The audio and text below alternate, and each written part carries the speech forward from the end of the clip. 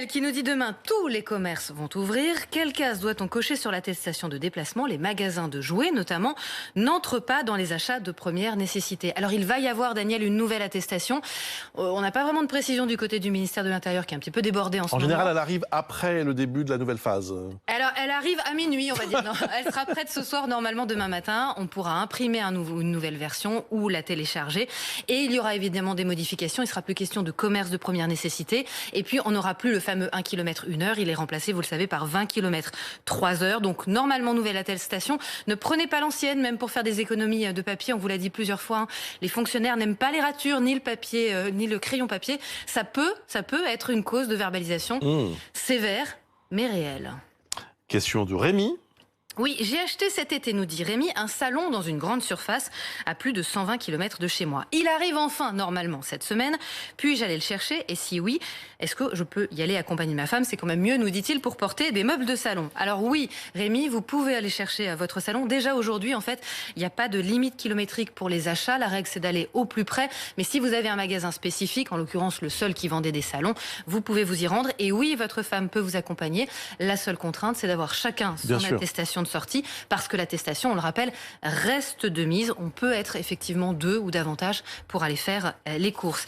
Et d'ailleurs, à propos de ces commerces, on a une question d'Anne-Laure qui est directement concernée et qui veut parler du protocole. Bonjour, je m'appelle Anne-Laure, je suis gérante de l'épicerie Box dans le 15e arrondissement de Paris. Et ma question aujourd'hui, c'est est-ce qu'on sait un peu quand est-ce qu'on va pouvoir organiser des ateliers avec nos clients autour du vrac, des ateliers cuisine, des ateliers couture, enfin ce qu'on avait prévu? Alors l'idée de triposter tous le même vrac, tous le même appareil, ça c'est pas possible. Très honnêtement, on n'a pas de date à cette heure, mais le protocole aujourd'hui est plus strict que ce qu'il y avait avant. Donc clairement, on n'est pas vers un assouplissement là-dessus. Hein. On rappelle 8 mètres carrés par client. On parle bien seulement des clients, pas des salariés, pas des enfants, pas des personnes vulnérables non plus. Des infections systématiques, sens de circulation, des étals à l'extérieur éventuellement pour la file d'attente, des horaires élargis. Le dimanche aussi, encore une fois, ouvert pour permettre des plages étendues. Mais il n'y a aucun allègement qui est prévu avant le 20 janvier au mieux, avec sans doute la réouverture des restaurants. La question aussi, y aura-t-il des soldes? On nous demandait. Alors pour l'instant, ils sont toujours prévus le 2 janvier, mais il y a une réunion aujourd'hui, nous dit Gaëtan Mélin, à Bercy, pour voir si on les décale, parce que tout ça, ça va s'accumuler. Est-ce qu'on laisse un peu plus de temps aussi au commerce pour vendre au juste prix ou pas? Voilà. Les agences immobilières, ça change? Oui, on avait beaucoup de questions. Et Jacques qui nous demande si les visites pour sa maison qui est à vendre vont pouvoir reprendre. Alors oui, les visites vont reprendre dès demain. Le Premier ministre a été très clair là-dessus, hein, pour les professionnels comme pour les particuliers. Il n'y a pas de limite kilométrique parce qu'on a beaucoup de questions aussi. Est-ce que je peux aller chercher une maison dans un autre département? Alors si vous pouvez vraiment pas repousser ces transactions, c'est possible avec toutefois un protocole très strict. Là, on va ouvrir les fenêtres. Ça sera sur l'attestation, il y aura... On peut imaginer que ça sera sur l'attestation. Agence immobilière. Mais la première attestation, on rappelle, il y avait beaucoup de motifs qui manquaient. Par exemple, les déménagements, c'était pas écrit en toutes lettres. Aller s'occuper de certaines personnes, des animaux domestiques. On pouvait aller nourrir ces animaux. C'était pas précisément rédigé non plus parce que sinon, c'est plus une feuille. C'est un livre entier que vous allez trimballer comme attestation. Donc, il y aura encore une fois des ajustements et puis des explications de texte comme à chaque fois. Promis, on y revient lundi en détail et puis toute la semaine prochaine. Il y avait une solution. C'était d'arrêter les attestations, mais bon, ça c'est un autre débat. Jusqu'au 15 décembre, elles continuent toute la journée et à partir du 15, elles continueront la nuit. Justement, quelles activités sont autorisées, quelles activités seront ou pas sur l'attestation? C'est François qui nous demande, puis-je pratiquer la pêche à la ligne? On a beaucoup de questions de pêcheurs.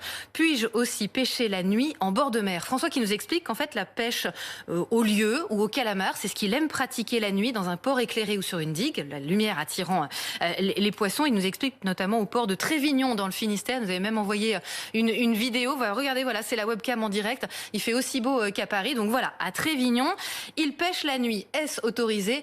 Oui, vous pouvez, François, pêcher de jour comme de nuit. La condition, c'est de respecter le 30 km 3 heures. Bah oui, les 3 heures, vous pouvez les faire la nuit si vous voulez. Je vous vois faire les gros yeux, Bruce. On n'a pas dit qu'il fallait sortir impérativement entre 14 et 17 heures. Aller pêcher la nuit? D'accord. Non, mais très bien. Écoutez, tant mieux pour ce monsieur. On a le droit de sortir à 20 km de chez soi, 3 heures par jour. Et le couvre-feu n'entrera en vigueur, on le rappelle, qu'à partir du 15 décembre. Aujourd'hui, il y a un confinement. Donc, ce qui signifie, si j'ai bien compris, que quand la situation sanitaire sera vraiment meilleure dans 3 semaines, il ne pourra plus aller pêcher la nuit. Oui, mais dans la journée, Voilà. il pourra aller pêcher beaucoup plus loin. Dans la journée, il pourra aller faire beaucoup plus de choses. Bon, en tout cas, Tout est parfait. tous les sports individuels en extérieur sont autorisés, on le rappelle. En revanche, les sports collectifs et en lieu clos, les sports de contact, le foot, le rugby, ça pour les adultes, c'est pas avant le 20 janvier. Pour les enfants, on attend les précisions du côté du ministère des Sports. C'est au mieux samedi, sinon il faudra attendre le 15 décembre. Sébastien nous demande, qu'en est-il du ski de fond ? Pourra-t-il se pratiquer, vu que le ski de fond n'utilise pas par définition de remontée mécanique ? Eh bien oui. Le Premier ministre nous invite à aller profiter du bon air à la montagne. Alors effectivement, pour le ski alpin, il faut les pots de phoque, mais pour le ski de fond, il n'y a pas de problème. Ah bah, Les pots de phoque. je vous ferai un petit cours sur les pots de phoque. Votre grand-père vous aura jamais raconté ça ? Le mien, oui. Pour monter en station, quand les remontées mécaniques n'existaient pas, il y avait les pots de phoque sous les skis. Ah non, non, je plaisante pas là, c'est sérieux. Mais oui, ça permettait d'adhérer et donc on montait. D'accord.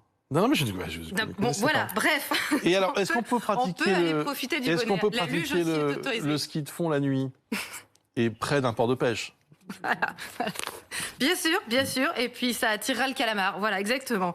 Gilles nous demande à présent quand les conservatoires et les établissements dispensant de la musique vont pouvoir rouvrir. Ce sera le 15 décembre, a annoncé hier la ministre de la Culture. Les cours qui pourront donc reprendre, à l'exception du chant, qui est jugé trop risqué. On sait que des chorales, notamment, avaient été à l'origine de clusters au printemps dernier.